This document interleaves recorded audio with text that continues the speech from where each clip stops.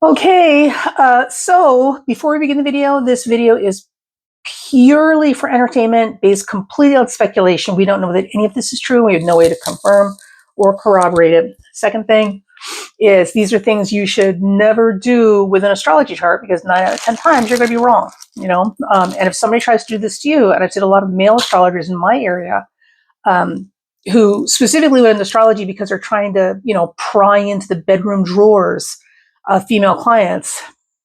I know, right? Well, anyway, so, and they're typically wrong, so it's all their projections and nonsense that goes with this. But I'm in a particularly type of mood these days. So I pulled the charts for Pam Bondi and Christy Nome. Just because. So Pam Bondi, since her appointment as Attorney General for the United States, there's something about her that has bothered me. And it could just be me, but her energy just seems very, very slimy to me, very ugly. So she's, much uglier on the inside than she is on the outside. Believe me, she's no prize on the outside. If you strip away the blonde hair and replace with dark hair or brown hair, literally what you'll actually see at that point is her actual face, not the blonde halo. Okay. And when you do that, then you're going to realize she's not. And what's on the inside is even less attractive than what you're seeing on the outside, in my opinion. I'm just saying. Okay. So one of the things that really struck me recently is an Oval Office meeting with a bunch of, administrative members with, the president. And the amount and level and shameless butt kissing that she did publicly in that office while she was addressing him was literally like one step short of begging for your life kind of butt kissing. The only thing missing were knee pads, and he wouldn't have needed toilet paper. She was so, oh my God, it was gross. It was really gross to watch. So I just finally got around to pulling up her chart to see, like, what is this woman's deal, right? So a couple of things, and I'm literally eyeballing this now as we're talking. So I haven't really got into depth. And again, this is all speculation. We don't know this. So she is a service animal. She's got Moon, Pluto, and Uranus in her chart together in Virgo. For those of you who are following along, if you want to set up her chart, her date of birth is November 17th, 1965, and she was born in Tampa, Florida. So she's got a Moon, Pluto, Uranus conjunction in Virgo, and she's got a wide opposition to Saturn. It's a tight opposition to Chiron. She's in BDSM terms, in S&M terms, she's a service animal. She is there to be of service and to service her master.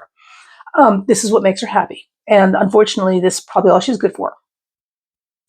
So there's that. And also there's a whole lot. She's a Scorpio with Sun, Neptune conjunction Scorpio. So she's a big freaking submissive. Or slave. I mean, how with this particular setup, I don't know how deep down in the rabbit hole you got to go, or the basket of, degeneracy, but she is absolutely a big, squirmy, submissive, slavish mentality who is a service animal and probably actually likes to be treated like a service animal. I wouldn't be surprised if there's a dog collar in her bedroom. And she would get off on degradation. So, the dirtier and the more degrading the behavior is in private, right, the more she gets turned on by it. Okay.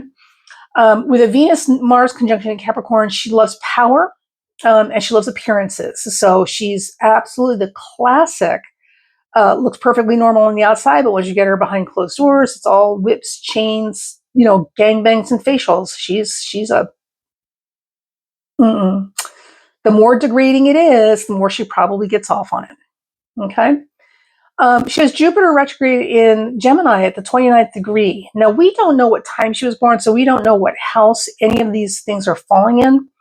But with Jupiter retrograde in Gemini, quincunxing that Sun-Neptune conjunction in Scorpio, I would hazard a guess that she's less on physical contact. She doesn't actually want people physically, like, on her, as much as like at arm's length. So she likes to be toyed with, manipulated, psychological games. And she's all about licking, daddy's boots, right? Yuck. So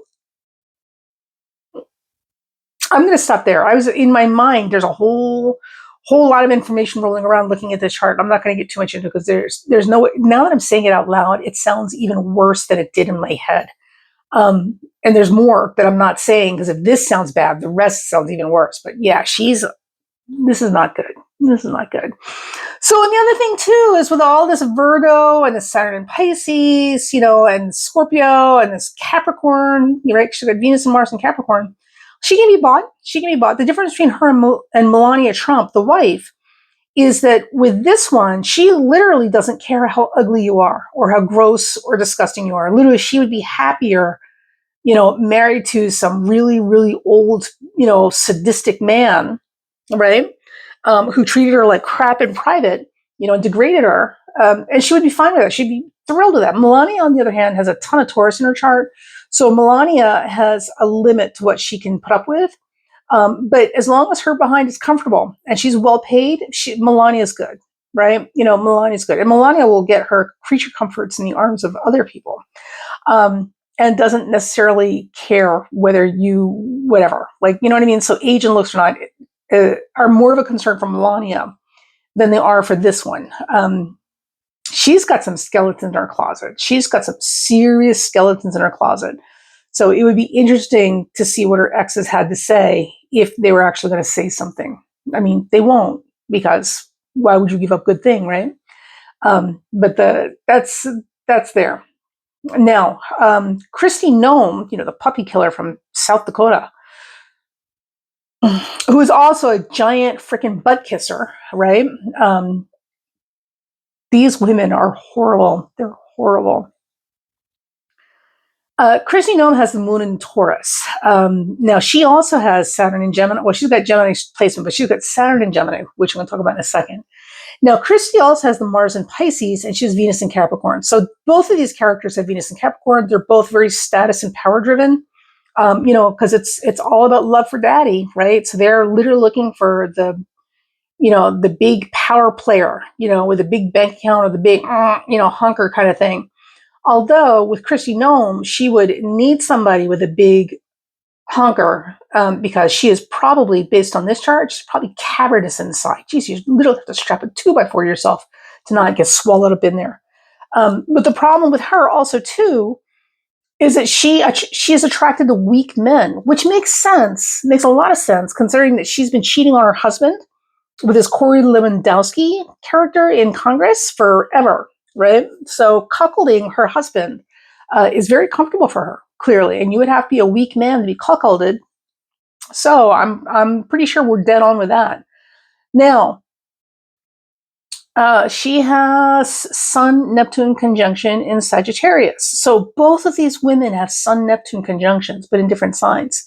So with Pam Bondi, the Sun-Neptune conjunction is in Scorpio, which makes her a big submissive, and she's very enamored with the idea of, daddy, right? Or granddaddy in her case.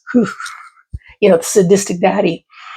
With Christy Nome, on the other hand, with the Sun-Neptune conjunction, it's occurring in Sagittarius. So she's very much capable of rationalizing and lying to herself about all sorts of things. So with her and the men that she's attracted to, aside from the fact she's attracted to weak men, she also likes men she can't catch, which means she likes married men, because you can never catch them. They're never leaving your wife. I don't know how to break it to you, honey, but he's literally never going to leave his wife. It's certainly not for you.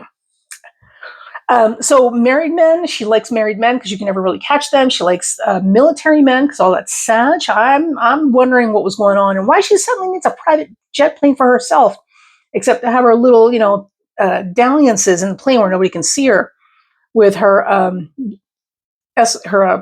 her guards, or whatever you call them, her Secret Service agents. But also, too, Saturn opposes that Sun-Neptune conjunction, so she literally is the grand rationalizer. She can convince herself of anything at any time and completely, absolutely believe it. She is the perfect cult follower. Perfect cult follower. What is it? Rules for thee, but not rules for me. So she's got, and talk about double standards, she's got a whole lifetime of double standards that she operates with. And she's very good at arguing why it, rules for thee and not for me. So there's that, right? Now she really likes those men. I would not try, if I were a married woman or dating or engaged to a guy, because she's clearly heterosexual. Um, I would absolutely not trust her around my husband or my partner. She really has a thing for other women's men. That's interesting. Now, we know in Congress that they're all a bunch of cheaters. They're all a bunch of dirty cheaters, men and women. So I would be curious whose husbands in Congress she's been laying around with, or the Secret Service, on the slide to keep herself occupied. 'Cause she loves attention. Oh, she loves attention. So there's that. And also that moon in Taurus, man, she's very about the carnal appetites. So she's not likely to deny herself anything. Her and Melania, man, neither one of them are going to deny themselves anything when it comes to creature comforts or carnal appetites. So she's not a submissive, not with this chart, although, she can certainly play that game. She's much more of a cuckolding queen than she is that route. And again, with this particular chart set up, she's all about, giving it up for daddy. But in her particular case, one, daddy has to be hung like a donkey. And two, it has to match her ideological visions of the world and who she is and who they are in it. So she wants to be the queen of the prom, and have her king, or rather, she'd rather have somebody else's king to take her to prom while she's being queened. But she's not, there's nothing good here either. So that's my quick take. Oh, it's been 12 minutes. 12 minutes of just bashing these two with pure speculation. So I'm going to leave this here. I may or may not post this. I probably shouldn't. I really shouldn't. I'm not in a generous, forgiving mood right now. So this is why I'm doing this. So I may or may not post this. If this does go up, enjoy it while it's there, because I'll be taking it down. But yeah, just thought I'd share.